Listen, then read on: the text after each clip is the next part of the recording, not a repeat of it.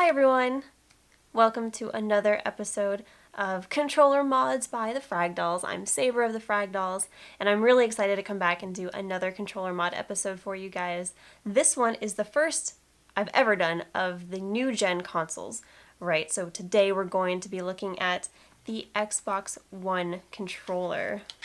Yeah, so we're going to actually be taking this apart, disassembling it, reassembling it, and showing you pretty much all the parts within the controller. Now this is a good one to start with because you need to learn how to disassemble your controller if you're going to do any sort of modifications to it. And even something as simple as just taking off the shell is a little bit more complex with the Xbox One controller than it was with the 360 controller. So I have an old 360 controller here.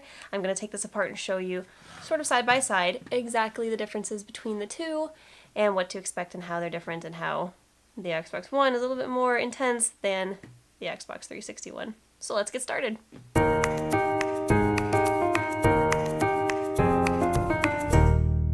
Okay, so before we open up the controller, let's take a look at the things that you'll need in order to do this.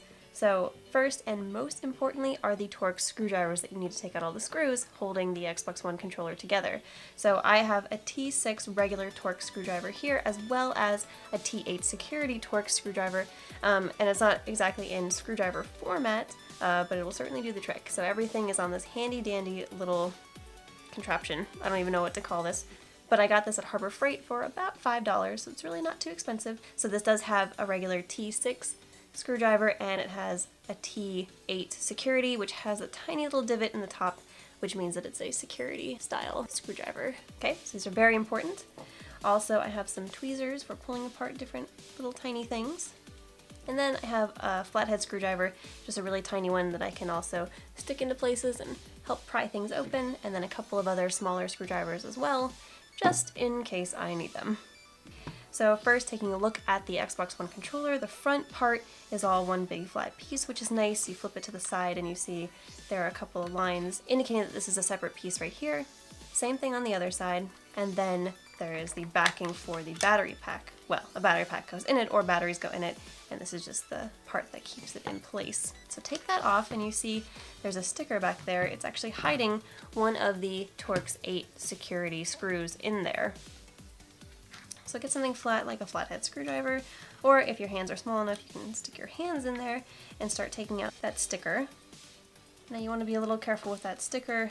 I do believe that if you take it off, if you mess with the sticker, that proves that you are voiding the warranty of the product that you have purchased, so enter at your own peril.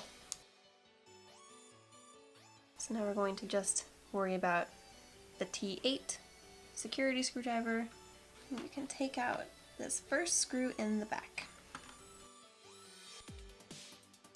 Now, the other 4 screws that are keeping this thing in place are on these side panels, and these side panels are a total B to take out, at least for me. I have a really hard time doing it, so let's see if I do it. And the way that I go about doing this, because I don't really have a lot of the hand strength that maybe some of you guys do, so ladies, if you're out there looking at controller mod videos, do what I do. I push down on the trigger and I get one finger down underneath there, right? And there's this first pop. Now, it's gonna sound like you're breaking the controller. Don't worry, chances are you won't, but just know that that's pretty standard to hear that sound.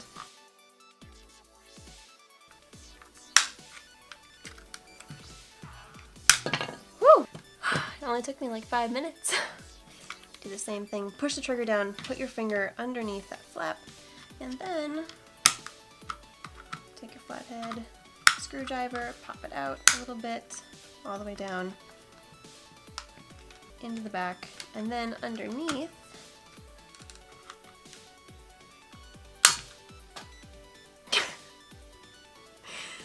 and if you do it right, it goes flying off. So now take your T8 security screwdriver and start taking out these screws.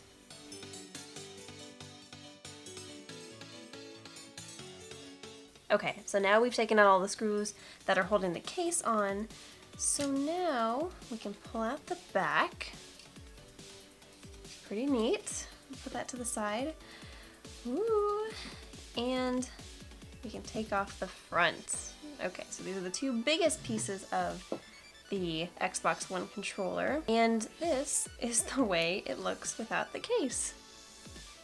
Some things to keep in mind is that these rumble packs at the bottom, and I think the ones in the top too, within the bumpers or triggers, they are soldered onto this back circuit board, so just be cautious of that. If you actually want to dismantle it further, you can unsolder them by just heating up a soldering iron and being very, very careful and taking out the solder. Now I think it's really cool to see the differences between the two, so this is going to be a quick break from the Xbox One controller. We'll put that to the side, and we'll take back our Xbox 360 controller, open this up so you guys can take a look and see what the differences are between the two circuit boards. So some of the first differences that you see are this, the Xbox One controller is much more put together, everything stays in place even if the shell is taken off, while here it's literally just the analog sticks, the rumble packs, or the rumble motors, and the circuit board. So you can see some big differences there, as well as there are two circuit boards here in the Xbox One controller versus just one on the Xbox 360 controller. So we'll put the Xbox 360 one aside and we will continue to disassemble the Xbox One controller. So we can just pop off the analog sticks, really easy to take off. Flip it over, and now we can finally put away the Torx 8 security size screwdriver, and we can pull out the regular T6 size Torx screwdriver. You want to be careful, don't mess with any of the wires unless of course you do want to unsolder them and do some deeper modifications. I'm going to wait until later to show you guys that. Right now I'm just showing you the basics of the disassembly. So we'll take out that tiny screw. See another one on the other side.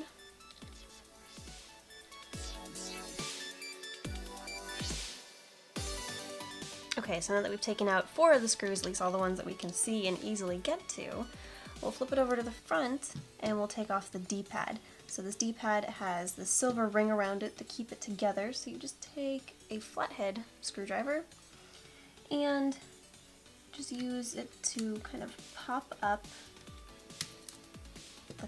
the tiny bent over parts that are holding it in place. We actually take off the D-pad, which is neat. Be careful, there's a little bit of grease on the inside of this. I think it's to help it move around and function. So now let's take off the bumpers. If you can see, there are these tiny little clamps that are holding it on to the board. So all you really need is something small to fit under there to get the back one out and up. It's a little bit easier. Then you go on the front and you unpop that one. And there you go, your bumper is off. So you have a loose trigger now.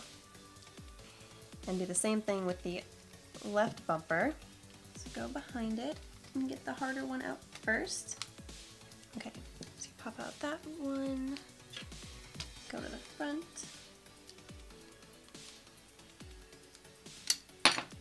And if you do it right, it pops off. So both bumpers are off, and you now have these crazy looking triggers. I really think the more I look at this, the more it looks like Johnny 5 from Short Circuit. Now let's take off the top part for the guide button. So we'll push down the guide button and then we'll actually use the flathead again to just pop it off.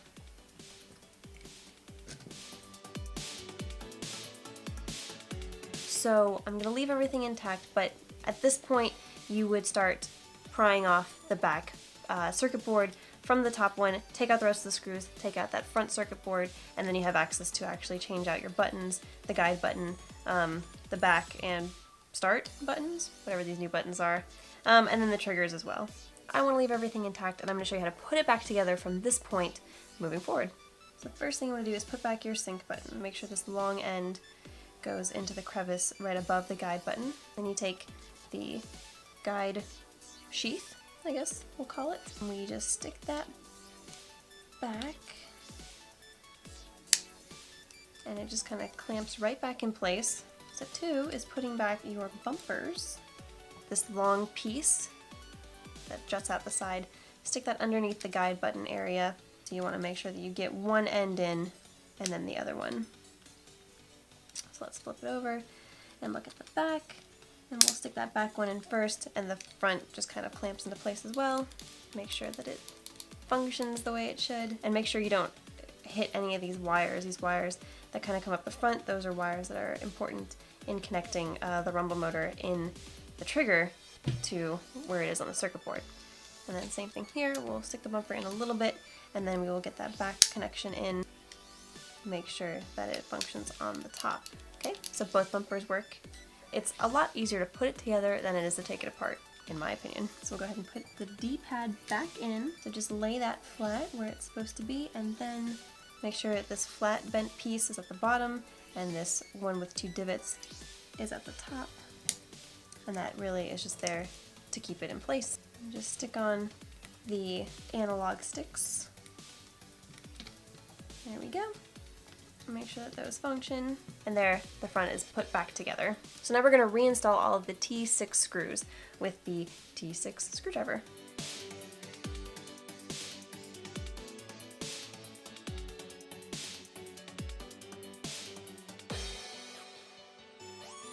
So now that all your pieces are back in the inner shell, let's put on the outer shell, which is actually pretty easy. The front part goes on with no trouble whatsoever. So put that on first, and then stick on the back. Make sure that you're not squishing any wires, that everything is fitting the way it should be. And I had a little bit of difficulty when I first put this on, so make sure that there are 2 metal prongs on this left side of the controller. Make sure that those are going inside the inner part of this back shell. You'll see them line up with these little divots in the actual shell, and then make sure to hit these controllers to make sure that you have correct clearance for them. You may have to move the shell around a little bit, but once everything is in place, you can move the triggers just fine. Everything fits really well. Then go ahead and put in that back T8 security screw to make sure it holds everything in place.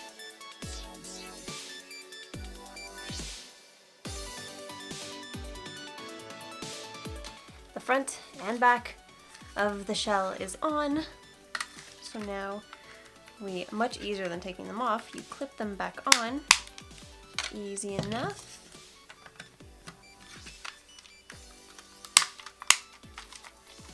There you go. Oh, almost forgot. The battery pack case right there. And it's all put back together. Simple as that. I say simple like I didn't have a hard time taking this thing apart.